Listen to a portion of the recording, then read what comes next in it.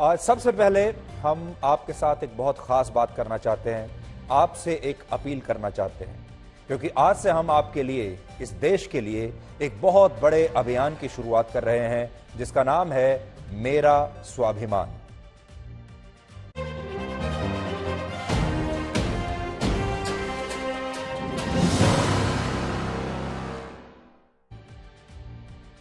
आज से हम भारत और भारत के लोगों के लिए एक बहुत बड़ी मुहिम शुरू कर रहे हैं और इसका नाम है मेरा स्वाभिमान।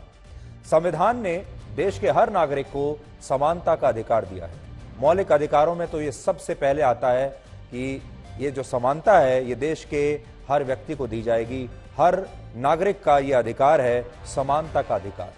संविधान का अनुच्छेद 14 आपको बताता है right to equality before law या इक्वल प्रोटेक्शन ऑफ लॉ के बारे में। इसके अनुसार हर व्यक्ति कानून की नजर में बराबर है, किसी भी नागरिक को विशेष दर्जा हासिल नहीं है, सबको कानून का एक समान संरक्षण मिलेगा।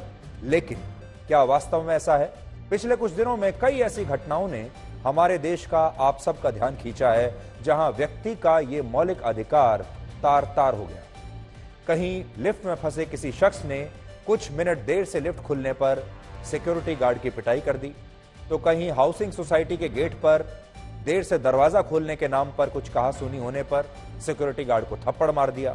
कहीं सत्ता के नशे में चूर नेता सरेआम महिलाओं से बदतमीजी करने लगते हैं क्योंकि उन्हें यकीन होता है कि कोई उनका कुछ बिगाड़ नहीं पाएगा। आपने देखा होगा कहीं पर डिलीवरी बॉय ने थोड़ा देर से खाना पहुंचाया तो उसका अपमान शुरू हो जाता है, अपशब्द कहे जाते हैं। किसी टैक्सी ड्राइवर से जरा सी गलती हो गई तो उसका वहीं के वहीं अपमान हो जाता है और यह सिलसिला उनके जीवन में सुबह से लेकर शाम तक चलता रहता है। आज हमारे देश में दो वर्ग बन चुके हैं, एक वर्ग अमीरों का, दूसरा गरीबों का। अमीर वर्ग के एक बहुत बड़े तबके को लगता है कि जिस तरह उसने पैसे से बड़ा घर, बड़ी गाड़ी, बंगला खरीद लिया, वैसे ही पैसे से वो कानून को भी खरीद सकता है, दूसरे का सम्मान और उसका स्वाभिमान खरीद सकता है। दुर्भाग्य से ऐसा मानने वाले लोग पढ़े लिखे, पैसे वाले और सभ्य समाज से आते हैं। शहरों में एलीट क्लास के रूप में एक तबका ऐसा बन गया है जिन्हें लगता है कि उनके पास एक विशेष अधिकार है और इस वर्ग को देश के 80 करोड़ गरीब, कमजोर लोग, नौकर से ज्यादा कुछ नहीं दिखते।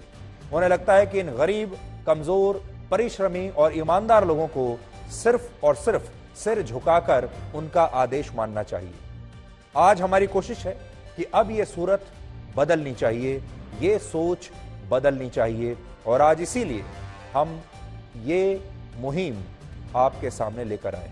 महात्मा गांधी ने एक बार कहा था, कोई हमारा स्वाभिमान हमसे नहीं छीन सकता जब तक हम अपनी मर्जी से ना दें। तो आज से देश के हर गरीब, पीड़ित, शोषित लेकिन परिश्रमी और ईमानदार के स्वाभिमान की लड़ाई हम अपनी इस मुहिम के माध्यम से आपके साथ मिलकर लड़ेंगे।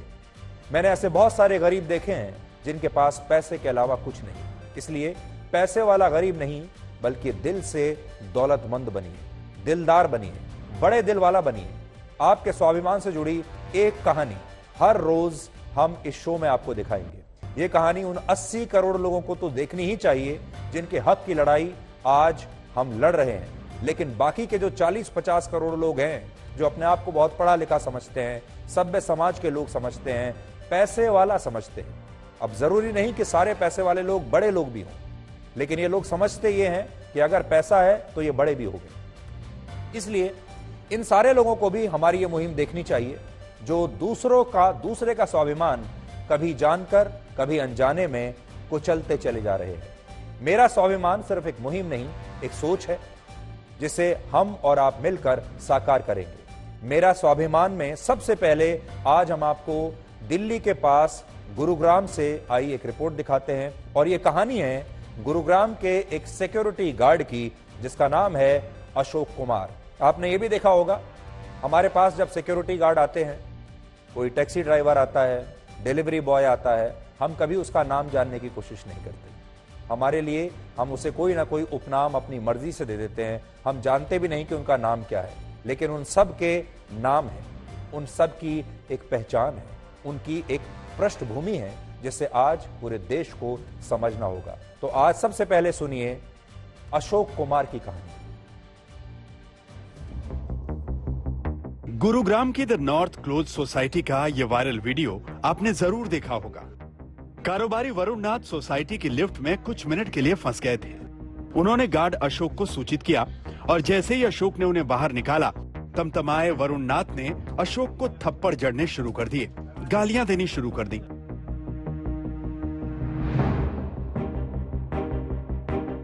मामला अब शांत हो चुका है, लेकिन अशोक के मन की पीड़ा बरकरार है। थप्पड़ उनके स्वाभिमान पर प्रहार थे। 7 साल पहले बच्चों की अच्छी परवरिश का सपना लिए बिहार से गुरुग्राम आए अशोक ने हमेशा पूरी ईमानदारी से काम किया।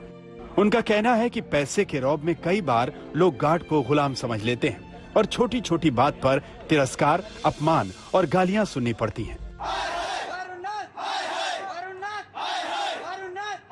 महसूस तो यही होता है कि सर मैं एक ईमानदारी से ड्यूटी कर रहा था और मेरी जिंदगी में ये पहली बार दाग लग गया, तो मेरी इज्जत को ठेस पहुंचा है। हम सब लोग सहन करते रहते हैं और लेकिन फिर भी जब मारपीट की नौबत आएगी सर तो फिर अपना स्वाभिमान वाली बात आ गई तो फिर सब कुछ न कुछ तो फिर सब अपना भी सोचना पड़ता है। गार्ड के साथ में कुछ गाड़ी के लेकर के, पार्किंग के लेकर के लिफ्ट फंस गया, छोटी छोटी चीज़ें के लिए। अब गार्ड करे तो गलती खुद करते हैं, गार्ड को गाली देते हैं। गाली देते के बाद तो ठीक है, बट उसके बाद भी लपड़ थप्पड़ मार पीट, उनकी सहायता भी करता है, उसके बाद भी मारते हैं। उनको धन्यवाद देना चाहिए, तो लपड़ थप्पड़ करते हैं। ज्यादातर सोसाइटी में गार्ड्स 12-12 घंटे की शिफ्ट करते हैं और उन्हें बहुत कम वेतन मिलता है। बावजूद इसके वो मन लगाकर काम करते हैं। अशोक कुमार जैसे हजारों लाखों गार्ड्स प्रशंसा और सम्मान के हकदार हैं। कभी गलती और कभी बिना गलती के उनके तिरस्कार का हक किसी को नहीं है।